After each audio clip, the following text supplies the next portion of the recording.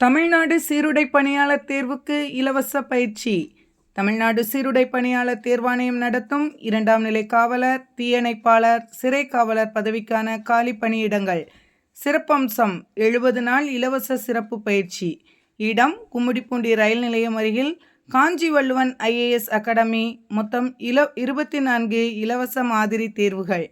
திருவள்ளூர் மாவட்டம் கும்மிடிப்பூண்டி மற்றும் பொன்னேரி தொகுதியில் உள்ள மாணவர்களை வெற்றியாளராக மாற்ற வேண்டும் என்ற உயர்ந்த நோக்கத்தோடு முழுக்க இலவசமாக நடைபெற இருக்கிறது.